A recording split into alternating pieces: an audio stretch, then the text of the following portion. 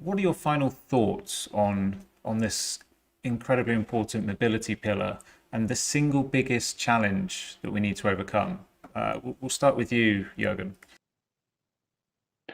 The challenge at the moment is really to bring all these things into volume. So hydrogen doesn't make sense small scale. You need to think it bigger scale, and that's I think the biggest challenge now. But I think we are doing a lot of good things here. For example, with the European Commission IPCEI programs, which are really targeting large scale deployment projects. And that's really, I think, the challenge for the next years. We need to bring things into volume on the fuel cell side, on the hydrogen side, on the electrolyzer side, to really make the whole ecosystem viable. And the only way to do that, I think, is really cross-European, very big projects, integrated projects through the whole sector, through all sectors, implementing hydrogen use cases for industry, for lots of other things, for chemicals, combining it with mobility. And that's exactly the idea of IPCEI. And I'm looking very much forward to next year when these IPCEI programs will kick off, because I think they will be really a very important nucleus to build this industry. Sure, thank you. So it's very much scale and speed for you, Juergen.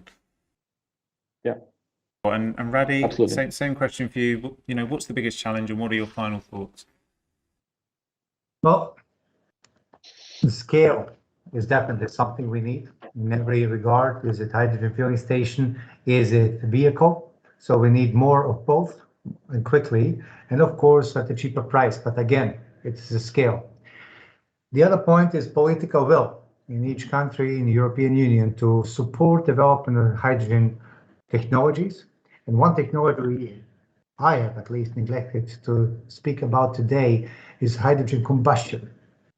Internal hydrogen combustion engines are also something which offers an extremely good opportunity to implement more hydrogen or to bring more hydrogen to the ground, because those vehicles can be also converted, or one can purchase in a very near future a new hydrogen combustion engine, install it in an existing truck and run it with fuel system. So there are technologies to discussion to go in that way. The other point are the regulations.